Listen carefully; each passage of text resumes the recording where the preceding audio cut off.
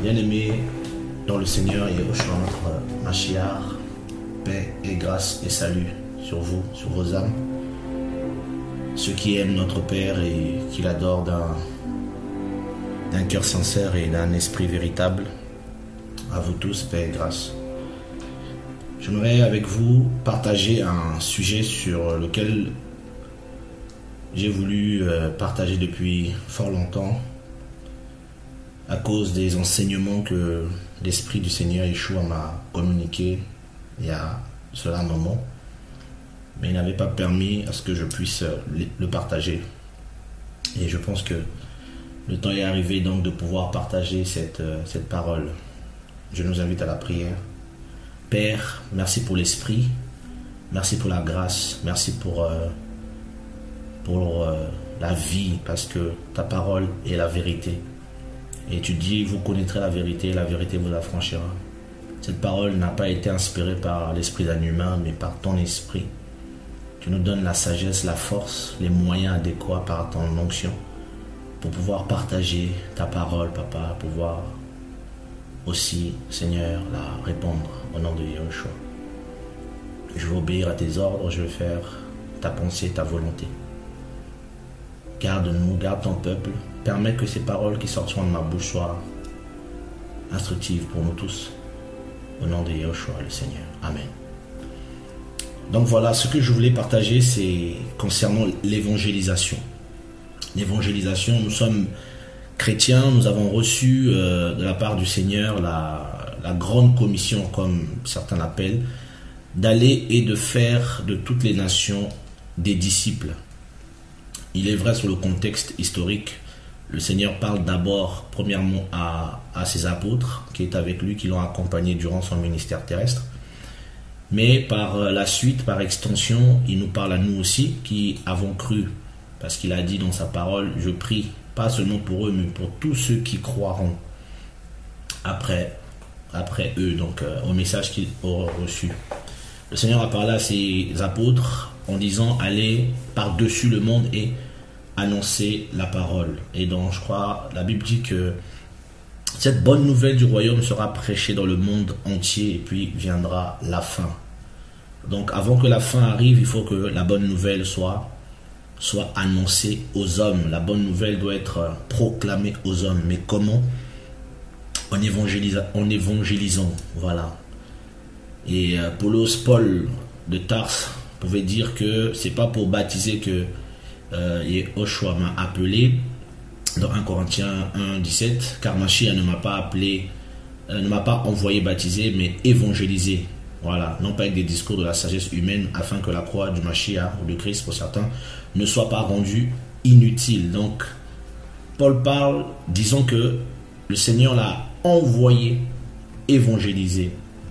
Et cette évangélisation, nous avons vu comment Paul a opéré en son temps, comment Paul a annoncé la parole. Il a dit c'était pour lui comme un honneur, il en a fait sa force, sa gloire d'annoncer le Mashiach là où le Mashiach n'a pas été annoncé. Et la vie de Paul était liée étroitement à cette cause qu'il avait. Et les apôtres, notamment de l'agneau, ont exécuté ce service avec brio, avec force. Et étant conduits par l'Esprit, ils ont annoncé l'évangile, ils ont évangélisé. Et j'aimerais prendre un passage dans le livre de Romains, le chapitre 10, à partir du verset 13, que je vais pouvoir lire. Car quiconque invoquera le nom du Seigneur sera sauvé. Mais comment invoqueront-ils celui en qui ils n'ont pas cru? Et comment croiront-ils en celui dont ils n'ont pas entendu parler? Et comment entendront-ils parler sans quelqu'un qui prêche? Sans quelqu'un qui prêche. Mais comment prêchera-t-on si l'on n'est pas envoyé? Selon qu'il est écrit, qu'ils sont beaux les pieds de ceux qui annoncent l'évangile de la paix, de ceux qui annoncent l'évangile des bonnes choses. Voilà, donc ici, Paul de Tarse, en parlant aux Romains, va parler d'abord de croire. de croire. Il faut croire dans le Mashiach. Il faut croire en Yeshua. Il faut croire en Jésus-Christ. Mais comment croira-t-on s'il n'y a pas de prédicateur? Parce que le mot prédicateur, c'est pas anodin quand on parle de prédicateur. Si quelqu'un ne prêche pas, comment ils vont croire? C'est des prédicateurs qui prêchent. Et comment pourront-ils être sauvés si le nom du Seigneur n'est pas invoqué? Mais comment invoqueront-ils celui dont ils n'ont pas cru, dont ils ne connaissent pas en réalité? S'ils n'entendent pas parler de la parole du Seigneur. Et comment entendront-ils parler de cette parole s'il n'y a pas quelqu'un qui se lève pour annoncer la bonne nouvelle? Donc, l'évangélisation, c'est le fait de promouvoir l'évangile. L'évangélisation, c'est le fait de promouvoir l'évangile. C'est faire de l'évangile, en quelque sorte, quelque chose de trivial, quelque chose de banal. On doit évangéliser. Mais comment doit-on évangéliser? En prêchant l'évangile, en prêchant la parole. Et on ne prêche pas seulement la parole avec des versets bibliques, avec des passages, parce qu'il fut un temps, il n'y avait pas autant de passages. Il fut un temps, il n'y avait plus vraiment les écritures comme ça, avant qu'ils soient traduits en grec. C'était des écrits, c'est vrai que Paul avait déjà cette habitude, mais beaucoup de chrétiens n'avaient pas forcément le canon biblique comme nous on a pu l'avoir. Mais ils confessaient. Ils confessaient le nom du Seigneur dans leur vie pratique, dans notre vie pratique. Dans notre vie pratique, on annonce la bonne nouvelle. Dans notre attitude, on annonce la bonne nouvelle. Dans le témoignage que nous avons, nous annonçons la bonne nouvelle parce que les gens voient comment on vit. Et les chrétiens, ce mot chrétien est né d'un témoignage parce que les gens ont vu les disciples. Ils ont dit, vous êtes comme Christ, des petits Christ, des chrétiens. Donc, les chrétiens de l'époque ont annoncé l'évangile. Ils ont prêché l'évangile. Mais quel est l'évangile qu'ils ont prêché? C'est ça le problème aujourd'hui. Parce qu'aujourd'hui, nous parlons beaucoup de l'évangélisation. Je vais évangéliser, je sors évangéliser. Frère, venez, on va évangéliser, venez. Qu'est-ce que c'est l'évangélisation? Comment doit-on évangéliser? Et une des choses que j'aimerais attirer notre attention, c'est le fait d'avoir fait de l'évangélisation ou de faire de l'évangélisation une méthode. On devient des méthodistes. Il y a une manière d'évangéliser. Non. Et c'est là où il y a souvent le danger. Et souvent on peut dériver, même sans le vouloir. Et au lieu d'annoncer la bonne nouvelle, on commence à annoncer des mauvaises nouvelles. Et j'aimerais prendre un passage dans le livre de Luc 4, le verset 18, pour parler un peu du thème que j'aimerais développer. Et en parlant du Seigneur, le Seigneur dans Luc 4, à partir du verset 16, dit: Et il se rendit à Nazareth où il avait été élevé, et selon sa coutume, il entra dans la synagogue le jour du Shabbat. Et il se leva pour faire la lecture, et on lui donna le rouleau du prophète Yeshaya. Et ayant déroulé le rouleau, il trouva le passage où il est écrit: L'Esprit du Seigneur est sur moi, parce qu'il m'a oint pour évangéliser les pauvres. Il m'a envoyé pour guérir ceux qui ont le cœur brisé, pour proclamer aux captifs la délivrance et aux aveugles le recouvrement de la vue, pour mettre en liberté les opprimés, pour publier une année favorable du Seigneur. Voilà ce que le Mashiach dit de l'évangélisation. Donc il est le premier à avoir évangélisé. Il dit qu'il a été envoyé pour évangéliser.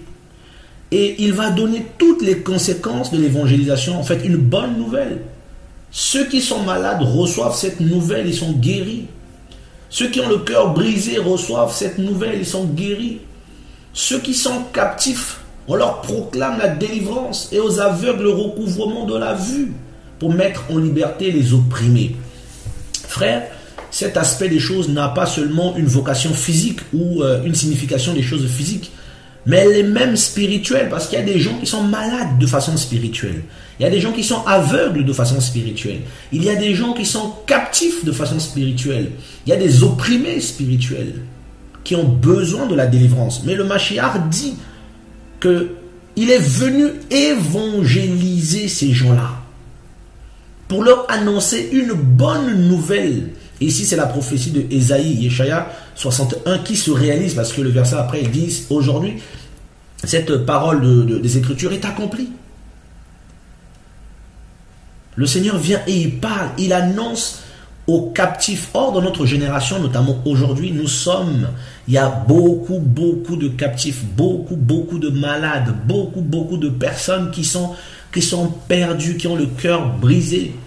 Et c'est vers ces gens-là que le Seigneur nous envoie. Mais quel est le message que nous allons donner à ces gens? Quel est le message que nous allons donner à ces gens? Une chose qui me fait mal aujourd'hui, qui me choque des fois, c'est de voir à quel point nous nous servons du Seigneur pour faire n'importe quoi. Nous nous servons du Seigneur pour chercher une gloire mondaine, une gloire humaine. Le Seigneur, dans la parole, si vous regardez dans la parole, il était souvent un homme de prière. Il montait sur les montagnes pour prier. Il priait et il descendait. Il faisait du bien aux gens. Il priait et il faisait du bien aux gens. Il guérissait. C'était extraordinaire. Pourquoi j'en viens à parler sur ce thème-là? Parce que j'aimais beaucoup aller évangéliser. J'aimais beaucoup sortir. Et je pouvais même aller dans des endroits lointains pour aller évangéliser avec beaucoup de personnes, des frères et sœurs, pour aller annoncer l'évangile. Et souvent, on allait en grand apparat avec des mégaphones, des instruments de musique, et dans les rues, on se mettait à crier, à parler fort et tout. Jésus revient, repentez-vous, Jésus revient. Et quelque temps plus tard, l'Esprit du Père a commencé à m'interpeller. Il a commencé à m'interpeller sur le fonctionnement que j'avais et que je mettais en place, et certainement que j'allais communiquer à des gens. Il a commencé à me reprendre là. Et en me montrant, et je me rappelle de cette pensée qui m'a frappé, est-ce que moi je fonctionnais comme ça? Parce qu'on va se servir du nom du Seigneur pour devenir un civique. On pouvait rentrer dans des endroits publics, tels que les trains, des gares, des endroits divers, des bus, où on va installer par exemple des haut-parleurs avec des micros, et on va commencer à crier. On va imposer aux gens de nous écouter, par exemple. On va imposer aux gens. Donc c'est comme si on imposait le salut.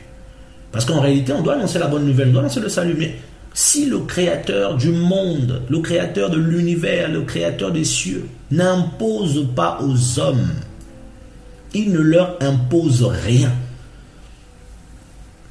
Mais nous leur imposons parfois. On impose aux autres, vous allez nous écouter, que vous le voulez, que vous ne le voulez pas. Et souvent, nous dérangeons les gens. Et on se disait, non, on évangélise. La Bible dit qu'il faut évangéliser. La parole du Seigneur est claire. On doit être des personnes qui évangélisent. Frère, des gens étaient dans ces trains, dans ces bus, dans ces endroits. D'autres sortaient du travail complètement fatigués. Ils sont sortis tôt le matin, ils n'ont pas vu leur famille. Ils sont allés travailler dur et rentrer. Et ils rentrent et c'est des gens qui mettent des haut-parleurs, qui crient, qui crient, repentez-vous, vous allez aller en enfer, tout ça.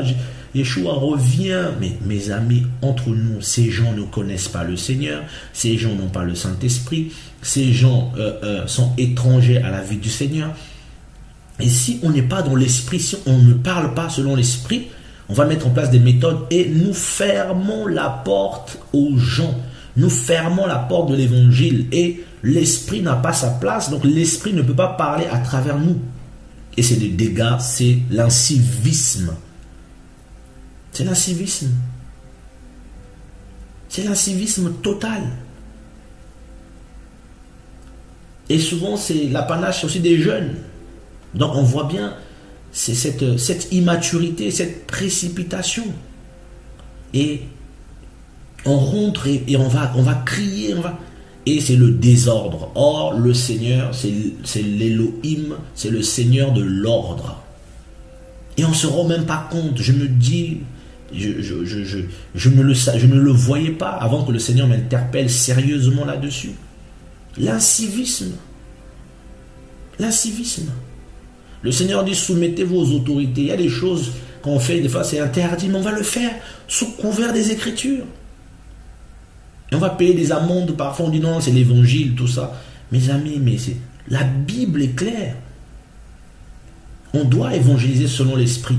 Les chrétiens du 1er siècle, les chrétiens de l'époque de Rome, du 1er siècle, 3e siècle, qui étaient massacrés, ils évangélisaient comment? À l'époque de Néron, les gens étaient massacrés, les chrétiens ils se cachaient. Vous croyez qu'un chrétien à l'époque de Rome va aller se tenir comme ça devant les gens pour crier comme ça, Yehoshua revient, repentez-vous, telle divinité que telle religion adore est un démon, tout ça. Mais c'est de la provocation. Mais tu vas finir au Colisée. Les lions vont te manger. Donc, je pense aussi, c'est aussi lié aussi à notre génération, lié aussi à notre temps. Nous sommes à l'époque des réseaux sociaux, nous sommes à l'époque du matu vu, nous sommes à l'époque des manifestations, nous sommes à l'époque où les gens font des grèves. Donc, nous sommes à l'époque où les nations prônent la liberté. Donc, une liberté qui devient le libertinage. Et on fait n'importe quoi. On va déranger les gens sous le nom de l'évangile et on fait n'importe quoi. Le Seigneur dit que les gens ont besoin d'être libérés, délivrés, guéris. Mais nous, au lieu de libérer, on va enquiquiner, embêter. Parce que l'esprit ne conduit plus les choses. L'esprit ne dirige plus les choses. Et beaucoup ne sont pas enseignés du Seigneur. Ils ne sont pas enseignés. Il faut avoir un cœur pour l'évangélisation. Et souvent aussi une des choses qui peut... Je me rappelle il y a quelques années, je sortais évangéliser avec des personnes et il y avait une personne parmi ces personnes qui souvent se mettait à crier sur les gens, repentez-vous, repentez-vous, la masturbation est un péché, vous allez aller en enfer. Repentez-vous, l'enfer est sous vos pieds. L'homosexualité est un péché. L'avortement est un péché.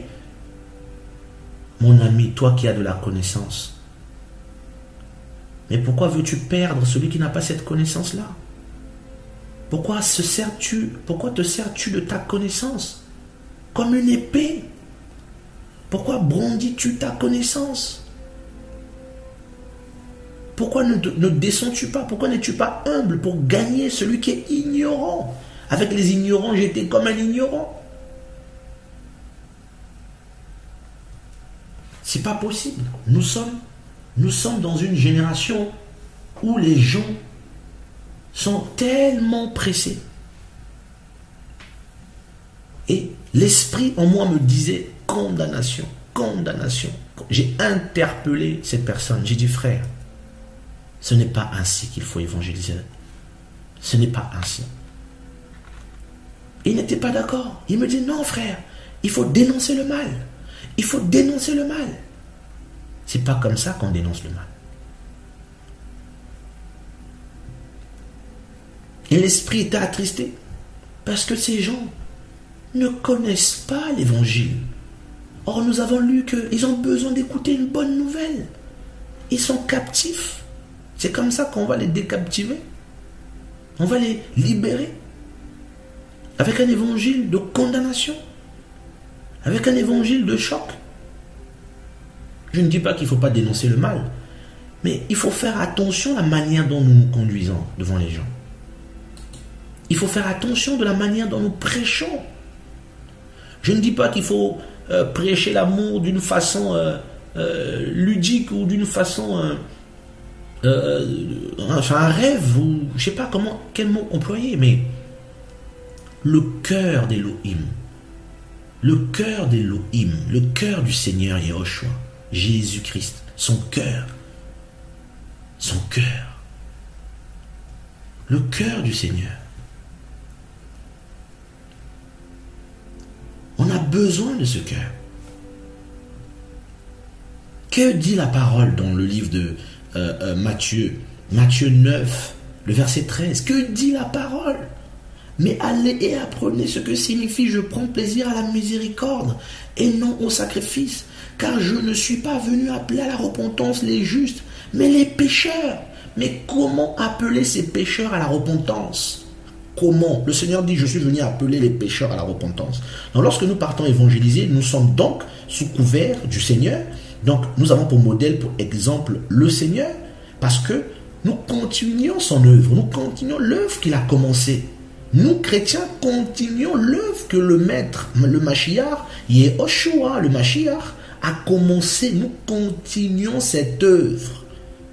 Regardez un homme dans la Bible que le Seigneur a évangélisé. Et j'aimerais prendre son histoire en lecture pour pouvoir partager avec nous et que chacun de nous, j'espère, au nom de Yeshua, soit touché. C'est l'histoire de Zachée, que beaucoup connaissent dans Luc 19. Nous connaissons toute cette histoire et que j'aimerais lire pour voir un peu comment le Seigneur pouvait fonctionner.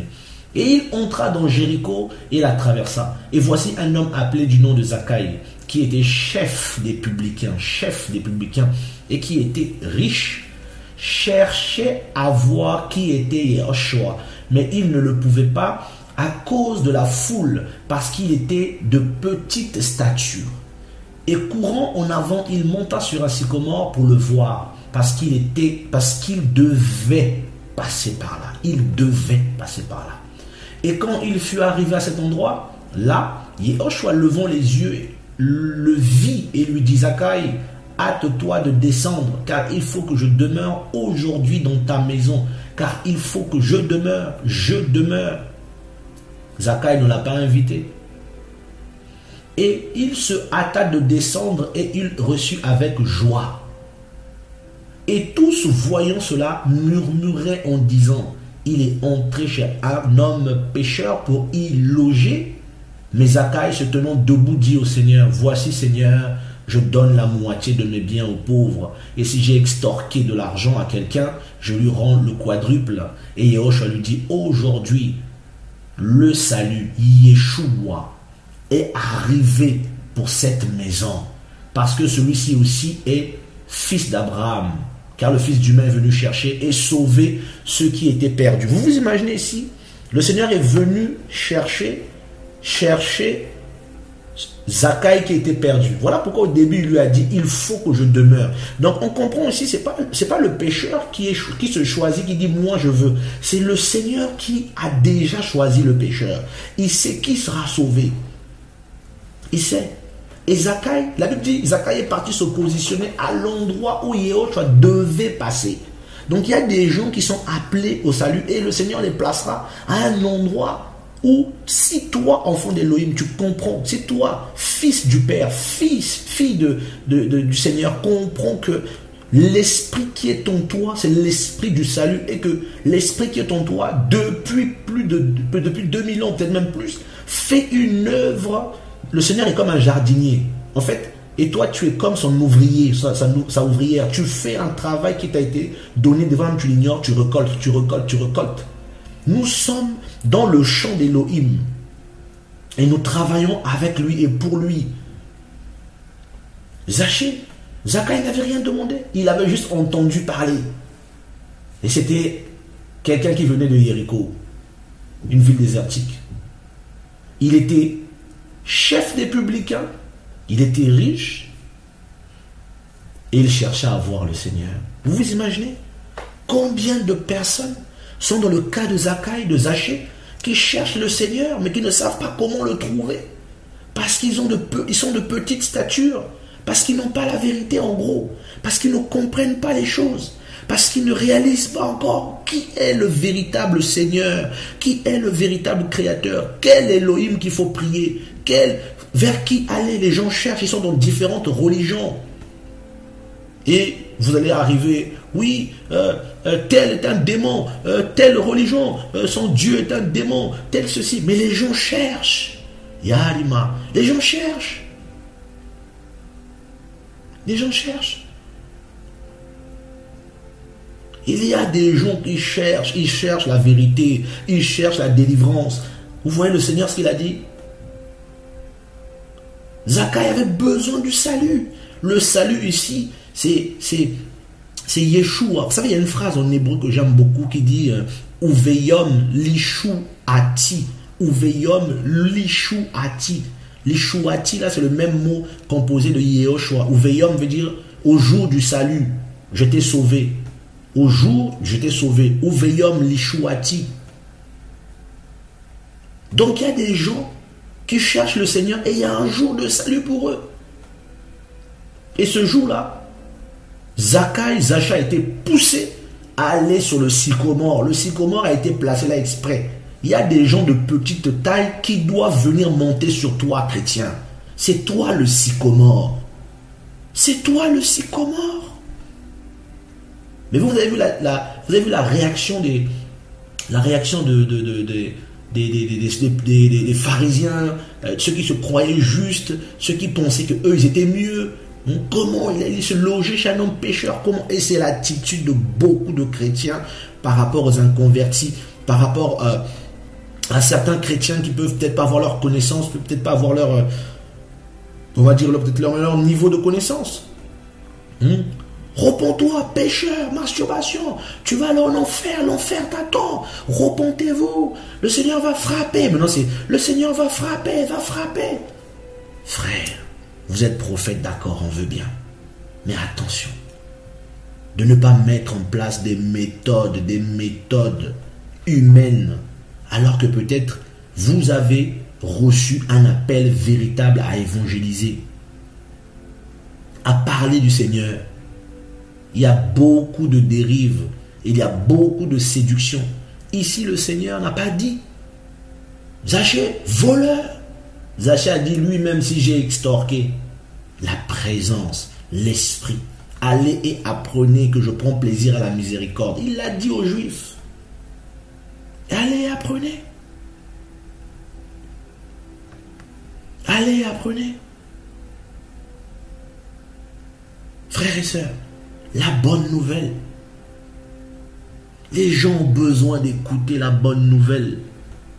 En ces temps terribles, en ce temps de crise, en ce temps où les familles ne savent plus où mettre la tête, où les gens sont appauvris, où les gens n'ont plus de quoi nourrir leurs enfants, où les gens n'ont plus de quoi payer leurs factures, où les gens sont oppressés, attaqués, même les païens sont oppressés, les gens se suicident et vous leur emmenez encore un message de condamnation, un message de l'enfer, l'enfer. Les gens commencent à vivre le début de l'enfer sur terre et vous leur annoncez encore l'enfer. Mais vous leur annoncez pas le paradis. L'amour du Seigneur. Il y en a qui annoncent l'amour du Seigneur. Oh Seigneur, on a besoin du Seigneur. Il faut un cœur pour évangéliser. Et s'il n'y a pas ce cœur, frère, mais c'est terrible. Si on n'a pas ce cœur-là, mais c'est terrible. Le cœur de miséricorde, le cœur d'amour, comme le Seigneur pouvait l'avoir. Regardez ce que le Seigneur va dire à ses disciples dans Matthieu 28. Ce que beaucoup appellent la grande commission. Et on va revenir de façon succincte, étape par étape, pour parler de comment dans la Bible certaines personnes ont pu évangéliser. Je vais pouvoir le lire au nom de Yehoshua, même à partir du verset 16. Mais les 11 disciples allèrent en Galilée sur la montagne que Yehoshua leur avait désignée. Et quand ils le virent, ils l'adorèrent, mais quelques-uns doutèrent. Et Yehoshua s'étant approché leur parla en disant: toute autorité m'a été donnée dans le ciel et sur la terre. Allez donc, et faites de toutes les nations des disciples, les baptisant dans le nom du Père et du Fils et du Saint-Esprit, leur enseignant à garder tout ce que je vous ai ordonné. Et voici moi, je suis avec vous tous les jours jusqu'à l'achèvement de l'âge. Dans d'autres versions, jusqu'à la fin du monde ou des temps. Il dit, moi je suis avec vous. Donc, il dit allez. Donc quand il dit allez d'évangéliser, c'est Yehoshua qui parle. C'est Yehoshua qui parle. Il parle par ses serviteurs. Il dit enseignez-leur. Pour faire des disciples, il faut les enseigner. Il ne faut pas leur balancer des informations comme ça, gagner des gens. Le Seigneur marchait avec des foules. Mais combien ont été convertis là-dedans? Très peu. Mais les vrais disciples, il les a enseignés. Il parlait de l'amour du Père, du royaume. Il parlait. Et les gens étaient touchés, d'autres non. Et le Seigneur continuait son travail. Et souvent, beaucoup de gens vont dire, oui, mais dans la Bible, on voit que le Seigneur, Jean-Baptiste, tout ça, dénonçait le péché. Il faut bien comprendre le contexte historique dans lequel nous sommes ici. Lorsque Jean-Baptiste, le Seigneur va peut-être traiter les pharisiens de race de vipères. À qui il parle? Vous verrez qu'au peuple, il ne parlait pas avec la même véhémence. Il ne parlait pas avec la même force. Mais avec ceux qui se disaient connaître, avec eux, il était particulièrement dur avec eux. Vous verrez par exemple dans le livre de Jean 9, le Seigneur va parler à ces hommes, ces pharisiens, qui disaient être des aveugles. Il dit, nous aussi sommes-nous aveugles? Nous aussi sommes-nous aveugles? Qu'est-ce que ça veut dire ça?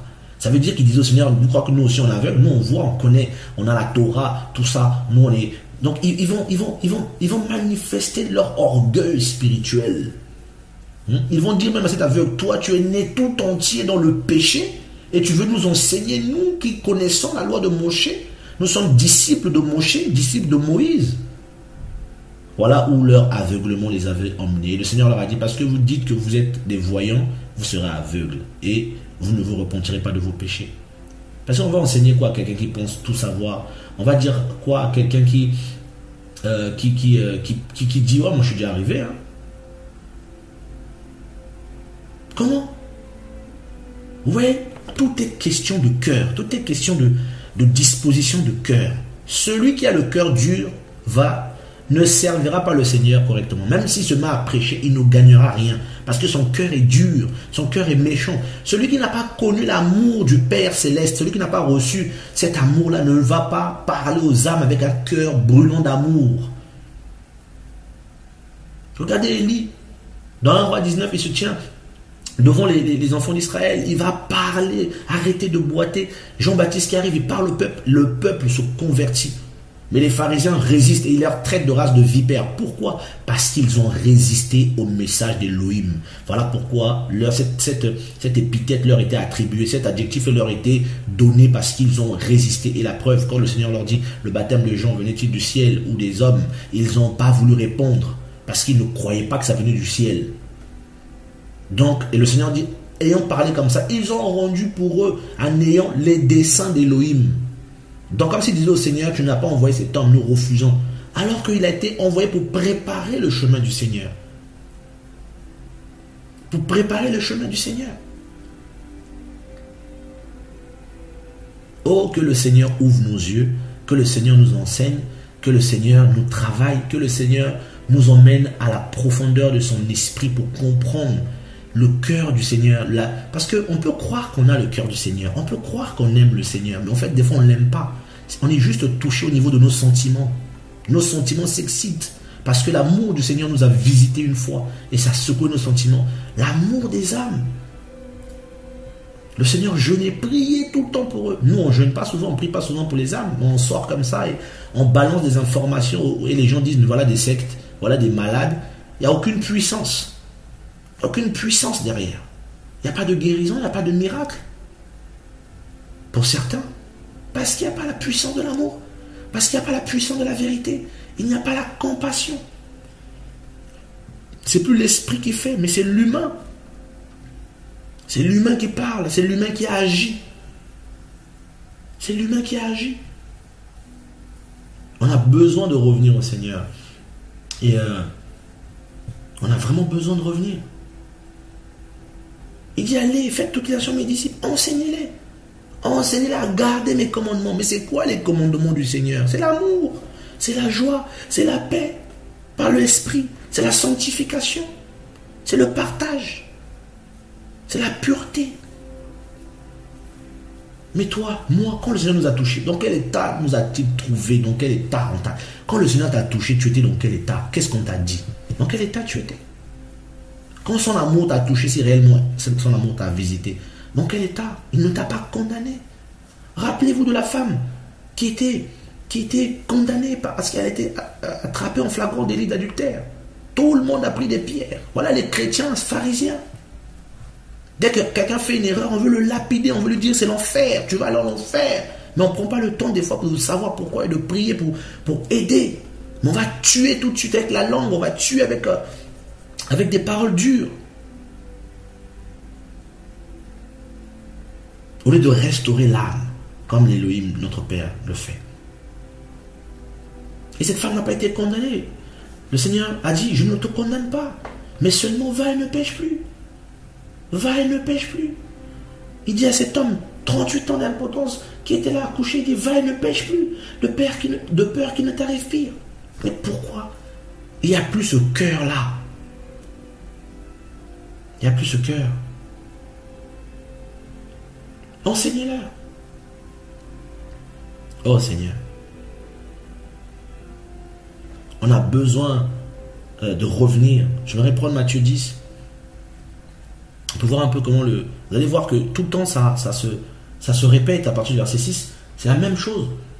Le Seigneur dit aux disciples après, qu'il va appeler les 12, il va dire, mais allez plutôt vers les brebis perdues de la maison d'Israël. C'est leur première mission avant de leur envoyer dans la grande commission. On va dire c'est la petite commission. Mais allez plutôt vers les brebis perdues de la maison d'Israël. Et en allant prêcher en disant, le royaume des cieux s'est approché. Le royaume des cieux s'est approché. Voilà la parole, voilà le message. Le royaume des cieux s'est approché. Une fois que le royaume est prêché, qu'est-ce qui se passe? Guérissez les malades, rendez purs les lépreux, ressuscitez les morts, chassez les démons. Vous avez reçu gratuitement, donnez gratuitement. Mais comment rendre purs les lépreux si le royaume... En fait, le royaume, c'est quoi? C'est l'espérance. Les gens ont besoin d'espérer en quelque chose.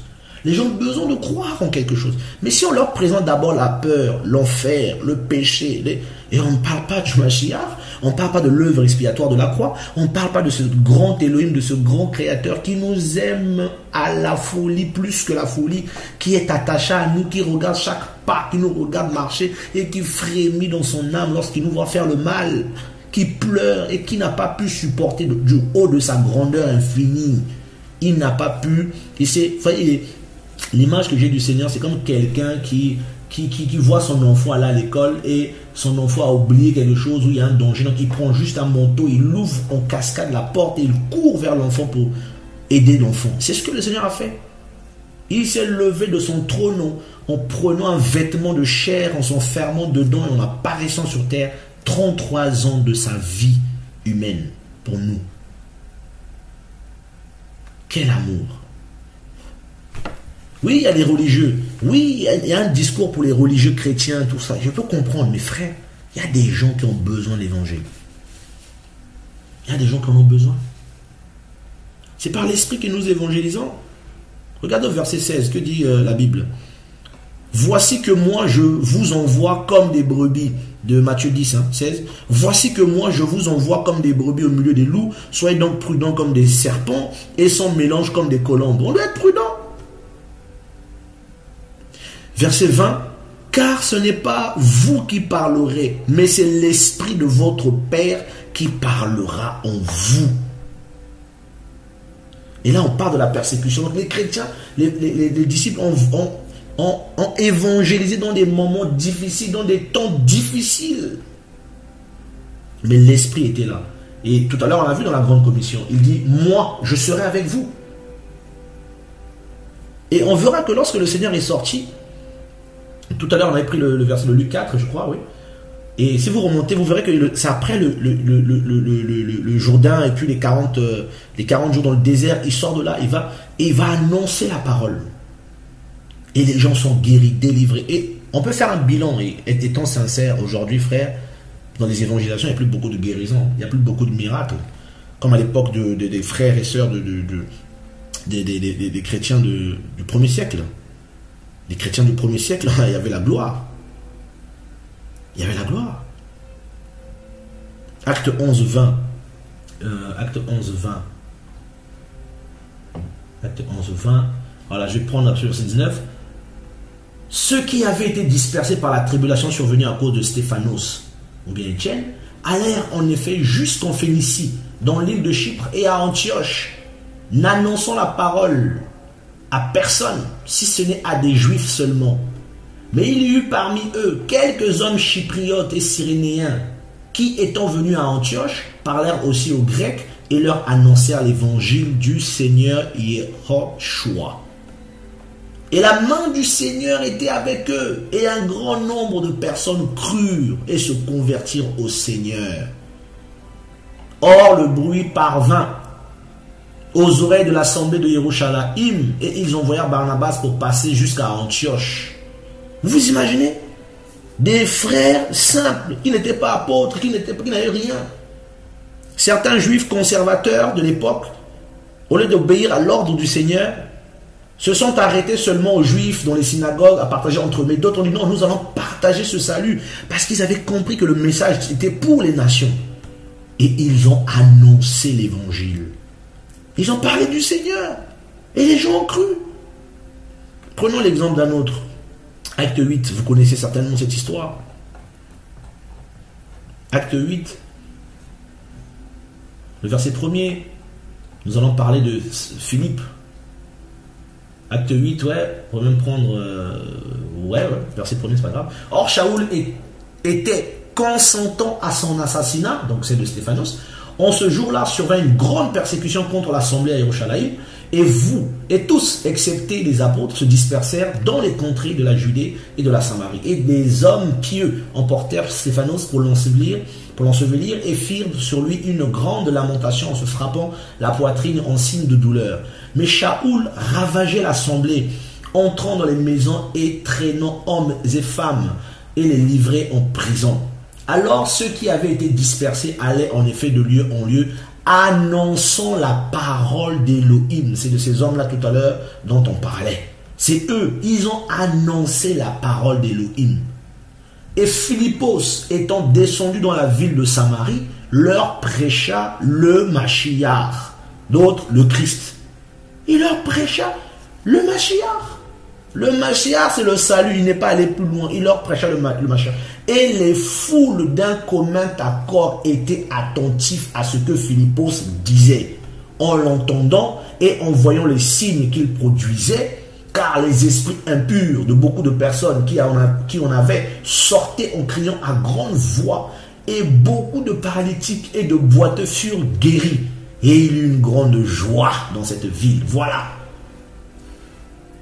Mais il y avait dans cette ville auparavant un magicien qui étonnait les gens par sa magie, qui fatiguait les gens par sa magie, qui avait corrompu les gens par sa magie, par son message diabolique. Parce qu'on le prenait pour l'envoyé d'Élohim là-bas. Parce qu'il pratiquait la sorcellerie. Comme la plupart, comme beaucoup de nos assemblées aujourd'hui, c'est la sorcellerie, frère.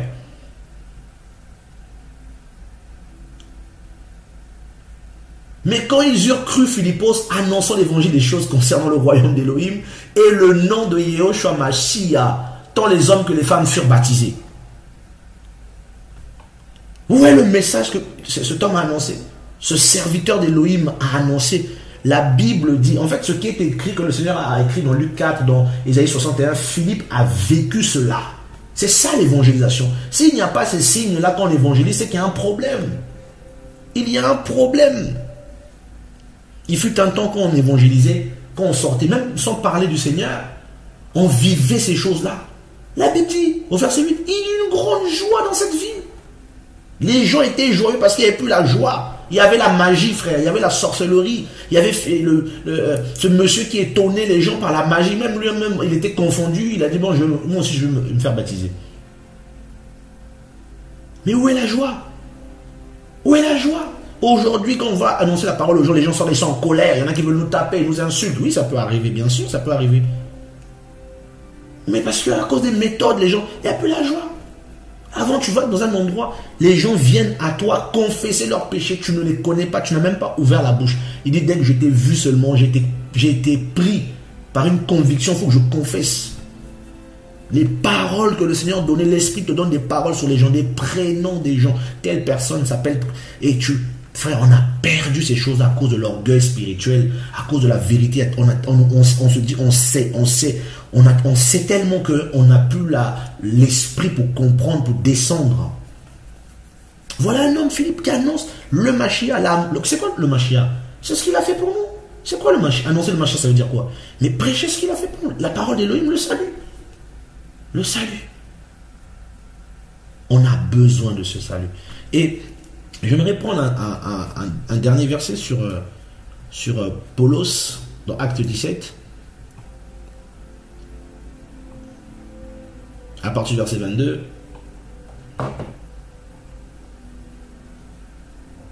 Voici ce que disent les Écritures. Mais Paulos, debout au milieu de l'aéropage, leur dit: Hommes athéniens, je vous vois en toutes choses comme plus superstitieux, car en passant et en regardant attentivement les objets de votre culte, j'ai même trouvé un autel sur lequel il était écrit: à un Elohim inconnu. Celui que vous révérez sans le connaître, c'est celui que je vous annonce. L'Elohim qui a fait le monde et toutes les choses qui y sont. Lui qui est le Seigneur du ciel et de la terre n'habite pas dans les temples faits de mains d'hommes. Et il n'est pas servi par les mains des humains comme s'il avait besoin de quelque chose. Lui qui donne à tous la vie et la respiration et toutes choses. Et il a fait habiter sur toute la face de la terre toute nation d'humains sortis d'un seul sang, ayant déterminé les temps définis d'avance et les bornes de leur habitation, pour chercher le Seigneur, pour voir si en le cherchant à tâtons, il le trouverait, quoiqu'il ne soit pas loin de nous, car c'est par lui que nous vivons et que nous mourons et que nous sommes. C'est ce qu'ont dit quelques-uns même de vos poètes, car nous sommes aussi sa race. Étant donc la race d'Élohim, nous ne devons pas penser que le divin soit semblable à de l'or, à de l'argent ou à de la pierre, sculpté par l'art et la pensée des humains. En effet, sans tenir compte des temps d'ignorance, Elohim ordonne maintenant à tous les humains et en tout lieu de se repentir, parce qu'il a arrêté un jour dans lequel il doit juger la terre habitée avec justice par l'homme qu'il a désigné, ayant fourni à tous la foi en le ressuscitant des morts. Mais lorsqu'ils entendirent parler de la résurrection des morts, en effet, les uns se moquèrent et les autres dirent: nous t'entendrons là-dessus une autre fois. Et c'est ainsi que Paulos sortit du milieu d'eux, mais quelques-uns se joignirent à lui et crurent. Parmi eux, Dionysos, l'aéropagite, une femme du nom de Damaris, et d'autres avec eux. Voilà un homme qui arrive dans un pays, à Athènes, en Grèce. À l'époque, Athènes, c'est l'Athènes la Grande, capitale de la Grèce, où il y a eu tellement de héros, il y a eu des guerres terribles. Et Athènes, c'était une ville mouvementée, les gens aimaient apprendre des nouvelles. Et Paul arrive, il voit déjà que ce peuple-là est un peuple idolâtre. Athènes, il y avait la divinité Athéna, vous connaissez, la fille de Zéus, et il y avait d'autres temples. Et ces gens-là ne connaissaient pas Elohim, ils ne l'adoraient pas, ils ne voulaient rien même avoir avec lui. Mais Paul va, par subtilité, il va se servir même de leurs coutumes pour glisser l'évangile. Il dit: celui que vous révérez sans le connaître. Il y avait marqué un Elohim inconnu, donc en gros un Dieu inconnu. Il va apprendre ça. Il se sert de ça pour glisser la parole. Cet homme était vraiment oint par le Seigneur. Celui que vous révérez sans le connaître, c'est lui que je vous annonce. Et il ne va pas crier: vous êtes des idolâtres, vous adorez les faux dieux, vous allez en enfer, tout ça, machin. Il dit juste: vous ne devez pas penser que l'idole de pierre, d'or soit... Donc, avec une telle sagesse, il va expliquer aux gens. Et la Bible dit que Dionysos, parce que le mot Dionysos est une divinité romaine. Du moins, romaine aussi, Bacchus. Et c'est le dieu du vin. Et c'était lui l'aéropagite. En gros, celui qui gérait l'aéropage, parce que Paul se tient à l'aéropage, là. Et les gens étaient touchés. Touchés par la parole, guéris. Leur cœur était guéri. Damaris était guéri dans son âme. Il a dit: non, ça c'est la vérité. C'est la manière dont il a parlé de ça. Il était convaincu, il a compris. Non, là. Et d'autres avec eux. Voilà comment Paul a évangélisé. Et je pourrais prendre tellement de versets, mais ça ne servira à rien dans ce cas-là. C'est juste pour nous exhorter à ne pas mettre en place, lorsque nous évangélisons, des méthodes de chaque fois c'est pareil, on va aller place-temps, on va à diffuser tout et n'importe quoi. On doit faire attention et à faire l'œuvre du Seigneur, des fois dans les coulisses, étant caché, étant dans l'esprit. C'est important d'être dans l'esprit. Aujourd'hui, le Seigneur dit, quand le Seigneur évangélisait, c'est pas forcément lui qui témoignait, mais c'est les gens qui témoignaient.